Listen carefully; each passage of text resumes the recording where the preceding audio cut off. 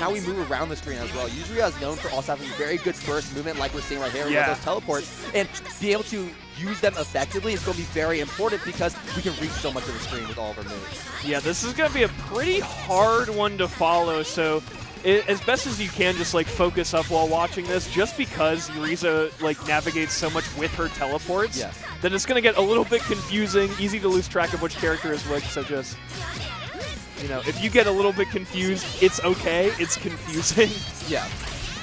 She's usage of shield right there. Shield is actually pretty useful against Yuzuriha because she's not really so much like constantly doing high-low nicks on you all the time, especially when she's at max range. So in a way, you can kind of get a lot of free grid for just shielding some of these moves.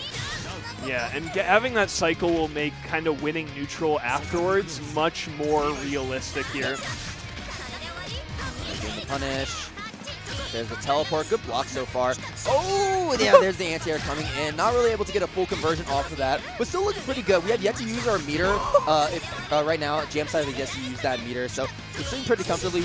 We're maintaining the Vorpal cycle as well, not really using it for chain shift just yet.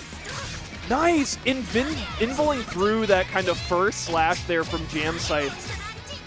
Keeping the aggression up, but like you were talking about, Salty, it's pretty easy for Yuzuriha to win the cycle when she's on defense.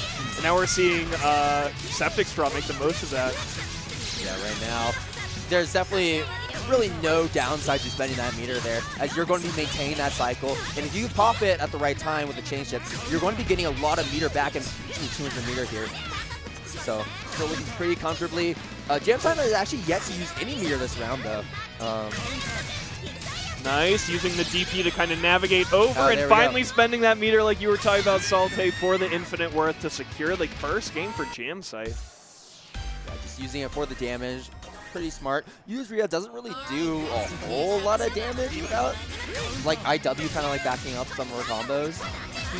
Just because, you know, based on how the character kind of operates as you've been seeing so far. Nice punish. Yeah, excellent little air to ground there from SepticStraw. And finds, oh no, that would have been a huge starter, but can't quite convert off of it. Man, the stare down here, it seems like whoever shoots first is usually losing out there. Yeah, but even then, JamScythe looking really, really good when it comes to kind of just walling out SepticStraw and also really using these teleports so effectively. Because SepticStraw, I think, kind of what you're saying, like we're fighting first, and JamScythe is immediately just teleporting to the other side and saying, I'm already behind you, you're already dead. Yeah. So stylish between these two. And I'd like to point out that she can't block in that kind of stance that she goes into, but she can teleport, which is invincible, and she can also do a little sidestep, which is also invincible. So you've seen a few, like, kind of interactions there where you feel like they're going to do the mid-cut, and so you invul through it, you try and sidestep it. It's very interesting where you have to call your shot and call your defense here. It's all very committal. Yeah, honestly, this might be like, I know some people say, like, certain matchups, certain fights are very anime. This is very anime. We were teleporting all across the screen, hitting each other with these full screen moves. It looks really cool. But also, like, it looks like a bunch of nonsense for sure. Anyways, SepticStraw finding a really nice hit. I don't know if we're going to really capitalize with a bunch of meter spend. No, instead we're just going to go for the tier ender, and the chain shift's going to keep us safe here to get that punish off that IW. Yeah, perfect kind of demonstration of why the grid cycle can be so important. Getting the meter from it as well used for this infinite worth. And pretty nice rebuttal there from SepticStraw, taking this to game 3 here. Seemed like both games, either player was in the driver's seat. It was never like back and forth. It was always someone taking a quick lead and capitalizing on it. Talk about the Vorpal cycle as well. Sometimes it's way more important to have that Vorpal cycle than really any other gauge in this game, right? Yeah. Because not only are you preventing them from getting access to chain shift, you're preventing them from getting meter, you're getting meter on your own, and you're also getting buffed too. Now, I don't remember exactly what Yuzu gets from Vorpal. I know it's like not like a Gordo kind of buff. It's not, yeah, her Vorpal trait is not good. But you still get a buff. And sometimes what is smart to do is you kind of hold on to the grid cycle to prevent them from getting the cycle. Like what we saw right here with SepticStraw, popping that cycle immediately after the cycle ended to lock them out of the cycle and then hope to get it later on in the game. Unfortunately, we did not, as JamScythe ended up taking the lead. Okay. Solid round start there. Spending the EX is pretty often something people will do in round start in Under Night. There's so many good EX moves that are safe, like the Yuzuriha one is. You get things like Landrekia Ice Rain and things like that. Very easy to just fire off first. Nice!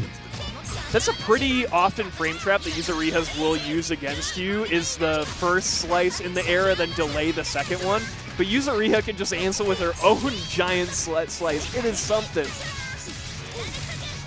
All right, we should be able to get a lot of damage off this. Oh, I say that, but unfortunately drops that combo and drops it on the meter spend part of it too. So that makes it even worse, and that might be it here. Unfortunately, though, dropping the combo, a lot of awkward hits, but with IW, come on, don't drop these combos. Trying to mix it up over and over. These teleports bearing down, almost getting the cycle. Just got to hold out a little bit longer. We got Celestial, the apotheosis right now of SepticStraw, able to escape the corner. Now pushing the issue in stance. Just patience there from JamScythe before finally finishing it off with the final missed finer and securing it. Yeah, very well played to both of these players for sure. That was a very fun match to watch. Ooh, got hit with the handshake, fist bump mix-up from the cameraman there. Very unfortunate. Not something you want to see, but it happens to everyone. Yeah, especially after you lose and then you get hit with another mix-up immediately after. Yeah. That's like I should be done. I don't... I lost. I don't want to play this game. I want to go back to my anymore. hotel room. I don't want to play this game, or I want to play casuals for like 3 hours to stop hating myself. Those are the two different fighting player experiences. You go back to the room to wallow, Mm-hmm. and then you come back out later and just have You're like, honestly, it didn't affect me at